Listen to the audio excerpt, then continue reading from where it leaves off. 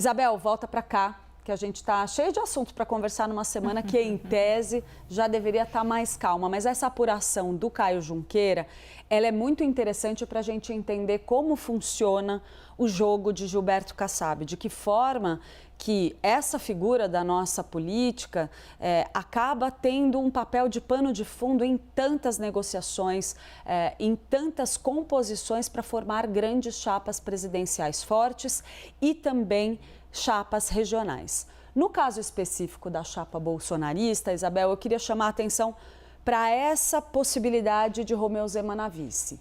Tem mesmo a ideia de uma visibilidade grande no segundo maior colégio eleitoral do país, é muito estratégico, mas tem outras alternativas que ainda estão no radar de Flávio Bolsonaro, porque essa turma tem esperança ainda de trazer o centrão para perto, cogitar ali um vice que esteja naqueles partidos de centro para fazer um aceno a um outro tipo de eleitorado não tão à direita. Como que fica esse tabuleiro na sua visão?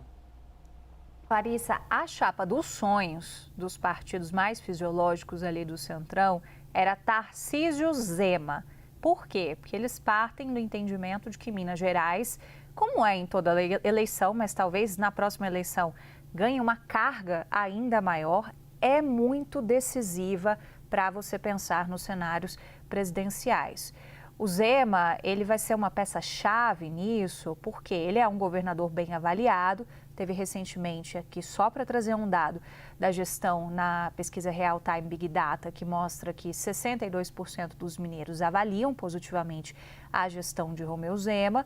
Então, isso não pode ser desprezado em relação ao potencial político dele do Estado, de fazer palanque para um candidato da direita e, com isso, viabilizar essa chapa presidencial largando na frente. Do outro lado, a gente tem muita dificuldade da esquerda no estado de Minas Gerais, porque o presidente Lula tentou abrir a porta ali com o Rodrigo Pacheco. Pacheco não está dando essa sinalização, mas me chama a atenção que ainda tem um certo nível de esperança dos petistas, de que ele possa mudar de ideia, de que as coisas possam esfriar, ele possa voltar nas consultas com seu grupo político e possa ser convencido de alguma maneira, mas é uma esperança bem petititinha mesmo, como se fala em Minas Gerais.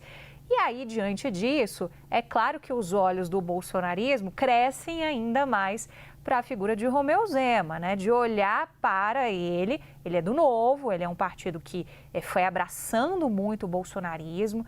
Isso é muito evidente, por exemplo, na atividade do Novo no Congresso Nacional. E, ao mesmo tempo, vem esse outro elemento, que é Kassab, que atuou para inviabilizar também os planos políticos de Rodrigo Pacheco, porque quando ele pega o vice de Romeu Zema e filia ao PSD, como que fica a situação de Pacheco? Ele não tem como se lançar candidato ao governo de Minas Gerais pelo próprio partido. Ele obrigatoriamente vai, se ele quiser ainda isso, e os indicativos são de que ele não quer, ele vai ter que mudar de partido. Se fala muito ali de uma volta dele, por exemplo, para o MDB. Então, olha como está o xadrez de Minas Gerais e como se torna muito interessante para um partido como o Kassab ter essa composição numa chapa, porque pensando com a cabeça de dirigente partidário, Clarissa, o que eles mais querem é fazer grandes bancadas também no Congresso Nacional. Então, ter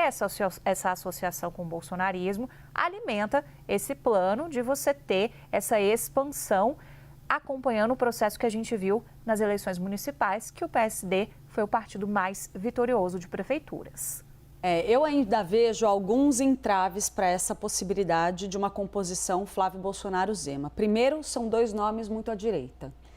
Romeu Zema, claro, por mais que ele tenha alguma ascendência num eleitorado um pouco menos ali ligado ao bolsonarismo radical, ele ainda tem esse viés mais à direita e é importante para Flávio Bolsonaro dialogar com uma área mais central. E outro entrave, que eu acho que também é significativo dentro da estratégia que estava sendo desenhada pelo próprio bolsonarismo, é a ideia de que talvez seja interessante ele ter uma mulher na composição da chapa. Falou-se muito, por exemplo, na época da negociação com Tarcísio de Freitas, em Tereza Cristina, ser uma opção de vice, uma pessoa que dialogasse, por exemplo, com o agronegócio, trouxesse também essa posição feminina para dentro da chapa, que ajudaria a suavizar a imagem de Flávio Bolsonaro junto a uma parcela muito expressiva do eleitorado. Mas, claro, Romeu Zema também seria uma figura interessante para uma composição, olhando para a importância que tem Minas Gerais aí no tabuleiro eleitoral nacional. Obrigada, Isabel. Daqui a pouco a gente ainda vai falar um monte